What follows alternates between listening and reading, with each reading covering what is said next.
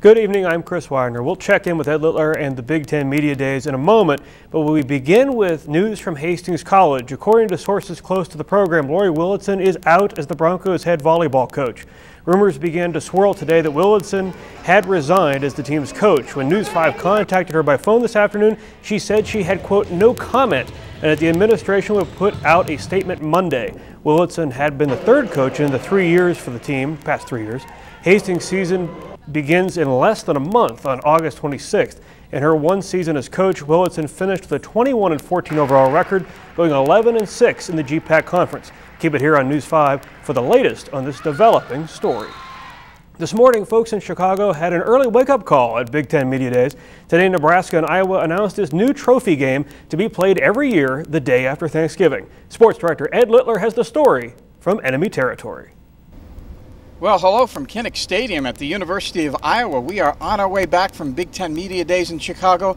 And this morning, back in Chicago, the announcement that the Husker-Hawkeye series has a special name. Athletic Director Tom Osborne there, many other people there. Let's take a look at what happened. They're going to call the Iowa-Nebraska series the Heroes Game, but as of yet, the trophy hasn't been made. We'll find out what the trophy looks like. Well, no later than November 25th. That's when Iowa visits Nebraska. But it will be a trophy, and it will be every year given to one of the schools. Whichever team wins the game gets the trophy. I think it's a wonderful opportunity to recognize some great things in both states. To me, it's a real positive development. It's fine. That's what they chose to come up with, and whatever they choose to come up with is fine with me. You know, it has all the elements to be a terrific rivalry. The bordering states, the passion of the fan bases. Only time will tell. You know, I don't want to be premature and say it's going to be bigger or better than some other rivalry, any other rivalry. We have had maybe a couple of what might be called rivalry games in Nebraska. One of them probably not so healthy. It wasn't of our choosing. Somebody decided we were their rival, and as a result, it got a little bit nasty at times, and really never did quite understand that.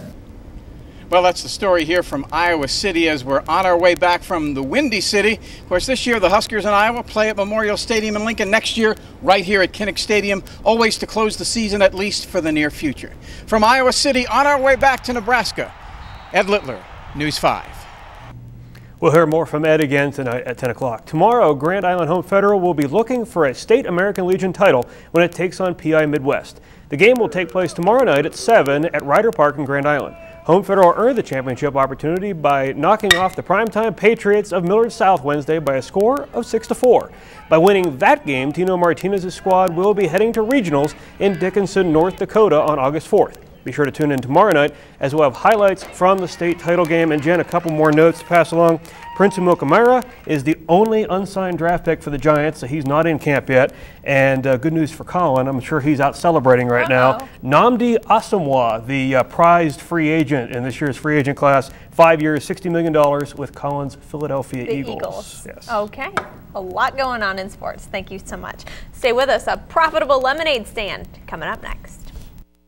Whenever you see somebody coming over getting one of your trophies, you kind of lose a part of yourself. It makes you feel that, you know, this is why they call it a trophy game. You know, it brings a little extra fire to it.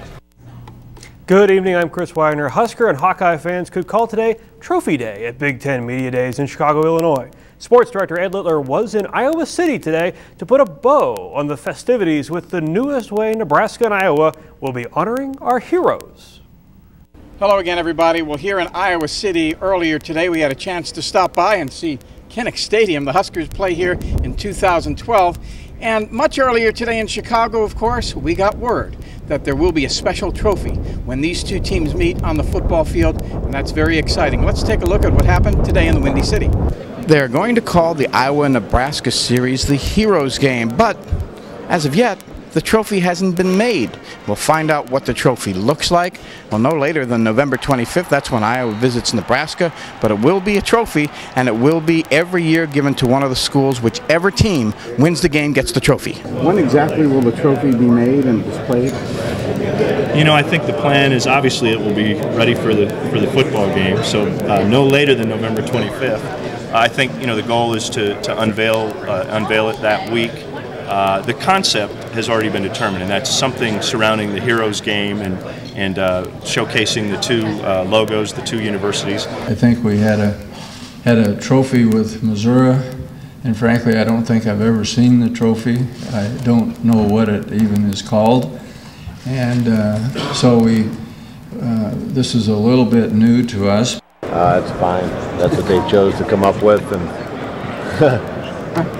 whatever they choose to come up with is fine with me. How can you argue against this concept, and how can you say it's a bad thing? I just think it's a wonderful opportunity to recognize some great things in both states. To me, it's a real positive development.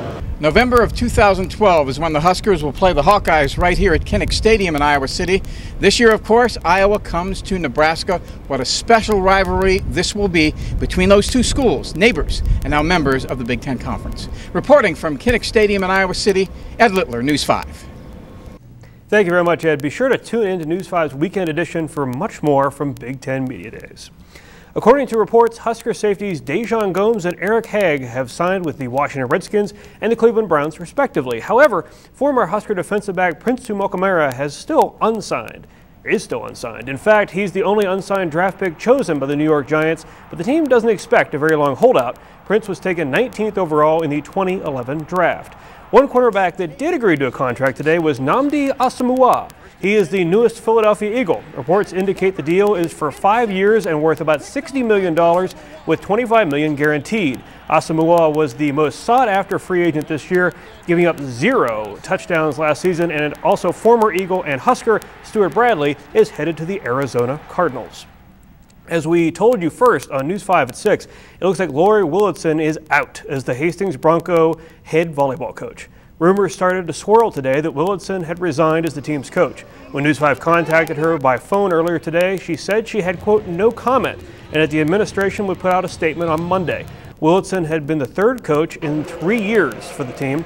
In her one season as coach, Willitson finished with a 21-14 overall record, going 11-6 in the GPAC Conference. Hastings' season begins in less than a month on August 26th.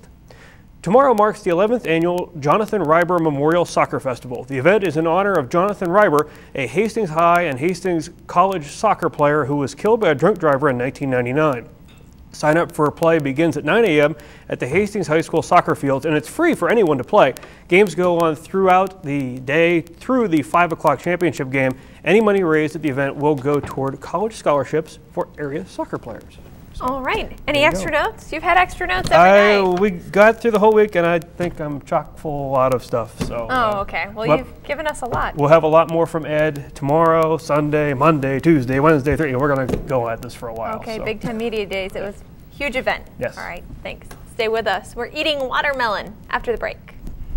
All in all, looks like it's going to be an average month temperature-wise. Okay, I'm glad we cleared that up. So there you go. Thank you so much, Joe, and thanks for joining us tonight, and thanks for Chris filling in for the week for Ed. We'll see you back here Monday. Don't forget, Rachel's in with your Weekend Edition.